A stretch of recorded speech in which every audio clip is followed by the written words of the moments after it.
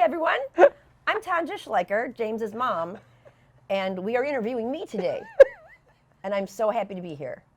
You, James? I think he's. Yes, welcome to the conversation with IBB Mom, my mom. So, we've been trying to do this video for a long time. Yes. And then we actually got it scheduled. And then there was a, we're like, and a lot of what we're going to talk about, and what I've learned from you is, you never back down. You never take no for an answer in a good way. But we kind of had to take no for an answer because there was a global shutdown. And we had a quarantine, Yeah, and about that. So this video's been scheduled, rescheduled for, probably 9-10 months at this point. So very excited for this. But the one thing I did want to start with is we're going to get into your top 3 keys of success and happiness, and how people can take those 3 things from you and stay burn-proof. And whether it's their life, with their family, their business, career, whatever it is. But I really wanted to, I kind of tell the secondhand story of how you became, this very successful and very happy business owner. When, all due respect, Mom, you on paper, you didn't have a college degree, correct? I did not. Did not. You had no business experience. Nope. You had, and we're going to get more into it, but you didn't have the money. Didn't have the money. Definitely didn't have that. You didn't have, well, it didn't seem like you had the connections, but ultimately you end up having the right connections, as the farther you went into it. Right. But no, this is something that's very powerful for me, because without sounding, I'd say, like, I'm trying not to sound like egotistical or like a pompous windbag of sorts. There you go. But you are my real life example of America is so amazing, because you can be you are always super mom, super everything. Like, on paper, you can be this nothing and nobody from nowhere. Yeah. And then you can, work hard, you can treat people right, you can do all these things, and be very successful in the business world, as long as you're doing it for the right reasons. Mm-hmm. And I got to, the only reason I survived in what I do is because I literally said, I copied and pasted what I saw you do at Ridge Point Childcare, with the daycare that you own. So check out Ridge Point, best place on earth. But yeah, literally, I just watched what you connected people. You try to create you just try to create opportunities for everyone out of just complete genuine love and care for others. And that was, I just remember, it was at least the first 5 years of my business. And I remember I've given, making connections, referring out, community partners and other, like, professionals in the area. And I remember thinking to myself all the time, when is it going to be my turn? Like, when is it going to come back to me? But again, it took 5 years for that really to start happening. But I had you as my real life example. I'm like, I know it's going to work, just a matter of time, because I saw it happen. And I was so excited for the story. And then you surprised me. So she actually, there's an article in the Lake County Tribune. It was, so what's the date on here? October 30th. And you had us sitting here. I did. And I'm like, she's like, check this out. Oh, perfect pumpkins. I'm like, those kids are pretty cute. They're pretty cute. And I'm like, they look so familiar, because they're my kids. I'm like, they are so, those are some cute little kids. So, but yeah, so. And then also my brother John and his wife Ann's kids, Jackson and Jonah. So got Jackson, Jonah, JJ, Julia. For those of you who don't know, James, Jonathan, Josiah, and Jared, that was the 4 boys. Mm-hmm. So we're keeping the J's going. But in here, there is an article about how it all came to be. So yeah, definitely check this out. This is perfect timing, very cool. But worked out. I am rambling on, but all I can say is thank you for being you, and thank you for taking on the risk and taking on even in the article, you talk about how you're having like panic attacks Yes. daily. Yeah. Daily. I'm So, scared. so I am going to shut my mouth and just listen to your story and your journey, and just take us down memory lane. Memory lane on how I wound up getting the opportunity to work at Ridgepoint. You don't work there, Mom. I call it working there. That's what I do. I work side by side, shoulder to shoulder with all the Correct. amazing people in that building. I'd be nothing without them. Correct. So yes, I do work with, I work at Ridgepoint Child Care. I also am the owner, which means the buck will stop here when anything should go wrong. And working with people, you will find that things do go wrong. It's how you look at them, it's how you approach them. I have learned over the years to acknowledge someone's feelings, let them have their emotions, validate them, and then we work on a plan on how to make it better. And we've been very sincere and honest about being human. So when things do happen, everybody's warned ahead of time, but we do bend over backwards to help and fix things. Mm-hmm. So as far as my comrades, Yeah. the way I wound up getting this chance to work at Ridgepoint was I have a cousin, and they had a family outing. I believe it was a clam bake. We were chatting, and they had started Ridgepoint Child Care. Mm-hmm. In '91, it was Heisley Point. It was in the most northern unit of that L-shaped plaza on Menor Avenue in Heisley. That's where that was the first daycare that was there. And they were ready to move on into something different in their lives. Well, you don't have to tell me twice. So when I learned that the price, it was a bunch, but I thought, so. Are you comfortable sharing the price? I thought about that, and I don't know if that's appropriate. That's fair. You know what I mean? It was a bunch. Let's just go a bunch. Yeah. It was such a bunch that, You couldn't get approved for the loan for it. oh You my couldn't- gosh. Yeah. No. But it was such a bunch that it almost seemed attainable because it was a number that you don't even think about ever having or dealing with. Okay, so time out. So if I could, how can people watching this take what you just said? It was like, it was so unrealistic, it was realistic. Like, how does that work? Okay. Because I mean, like, I kind of get it because you taught me, and I think that's kind of how my mind thinks anyway. Yeah. But So ahead. the number That's cool. the number that they gave me, it was the asking price for the business and the building. At the time, I was working for the Plain Dealer, driving a truck, and we were going through divorce, and Dad and I are amicable. Great dad. by Dad's the way. awesome. Uh-huh. Love you, Dad. So, anyways, there was a lot of things going on. I was injured at the Plain Dealer, so that job went away. But that job in itself would never have sufficed the financing for the number that I was looking for. And to your question, I don't know. Sometimes things are just crazy enough to give you I'm going to do that.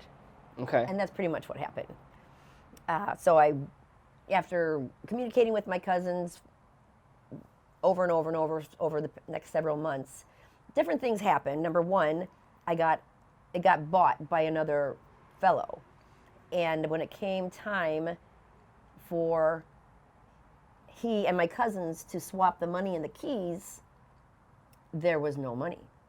Now, in the meantime, I had decided that I was going to be the most positive, enthusiastic person I had ever met. Because up until that time, I was losing my job at the Plain Dealer because of injuries. I did not you have tore a all the house. ligaments in your hands. and Yeah, my everything, hands I don't think they belong to my wrists. Hey, but they do. So at this time, I was working for a little company called Real Fish and Seafood. Okay. And I was... Now you were on workers' comp from the Plain Dealer at that point because you had torn all the ligaments Yes. and all that. Okay. And the requirements are when you're on workers' comp, is that you need to apply for 15 jobs a week. Okay. And kind of going back to the price of the business and it being so unrealistic, that I just loved it. I had no doubt that we could work something out. At least I was going to try. Selling seafood was also so. It was silly enough for me to finally get my foot back into the working world. So, Okay. Did you know anything about fish? No. No, but I did know an awful lot about country It's delicious. I like fish, but I knew a lot about country clubs From singing. from and, singing, Okay. and the tuxedos and the reverse raffles and inaugural balls, things like that. We were always in country clubs. Okay. So I was very comfortable just walking in the back door of a kitchen to get to the gig. So that part was a natural. Okay. I had to learn the details of the actual seafood. So Yeah. I was doing that and singing out, and we were homeschooling. No, we weren't homeschooling then.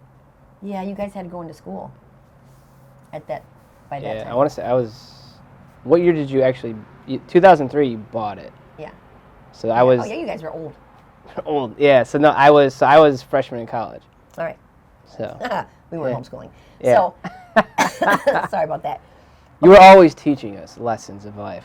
We were always learning from you, I Mom. was always following you around with a club, if I remember Oh my correctly. gosh! Yeah. They never listen. But Yeah. they're wonderful, and they did come over a bridge of humanity that I'm so proud to speak of. Yeah. My guy. Right. I got 3 more of them. Okay, so while I was doing this, one of the guys in my band said, go see this fella. His name is Steve Gitchoff.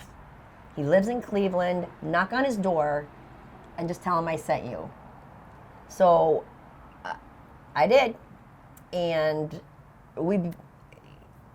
he thought I was actually there to rent the apartment above, but we soon learned that that was not the case. We sat down, we chatted about what he did, and he would loan money out at a higher interest rate than what he was paying for.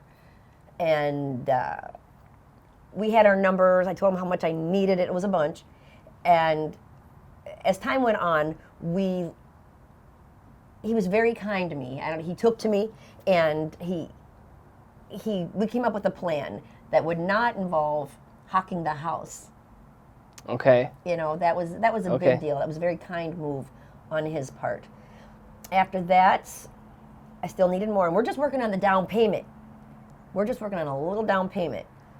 So I did not have my plain dealer job anymore. I was on workers' comp. Okay. And I was selling the seafood, but it was commission only, so that's why had the 2 going at the same Gotcha. time. Yeah, because I really didn't get too much paid, and so workers' comp was helping us along until I built Got it. myself up.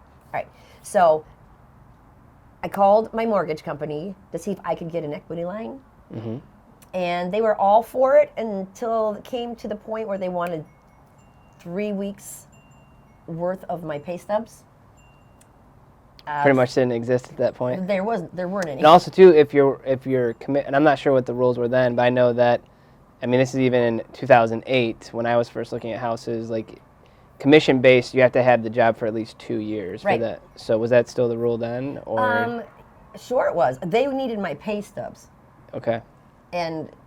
but we never even got to that point. You haven't got paid yet, so Right? okay. So, yeah, so I didn't have any. All right. I believed, whether it's, God bless, whether it's Verizon or your health insurance company, you just keep calling back because you are at the mercy of who answers that phone and what they know.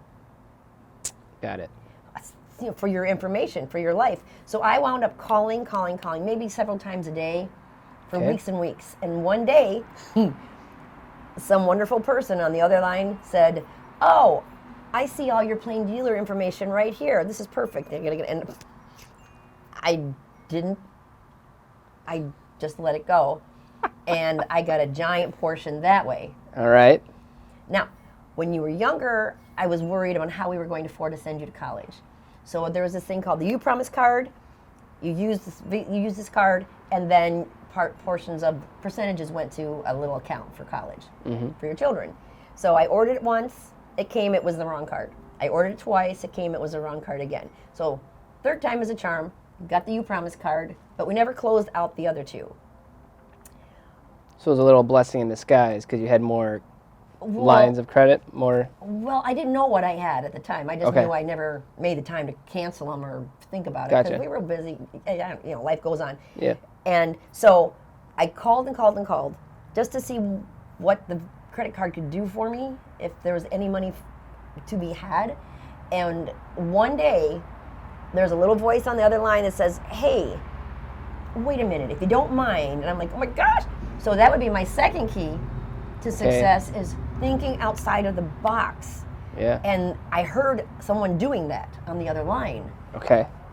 So he said, what if we take these two available balances from these two credit cards, plop them over here, and now you have a 4.9%, which was not bad. Yeah, that's not bad at For all, the especially on a entire credit card. Yeah. Oh yeah, So it's amazing. Yeah. So woo! So now I still had a chunk that it was very doable, but still it was the last bit of a chunk, and I needed to come up with. I scraped in my banks. Got as much of my own cash together, and one of the fellows in a band, he loaned me the rest of it, and was several thousand, and I wound up singing it off.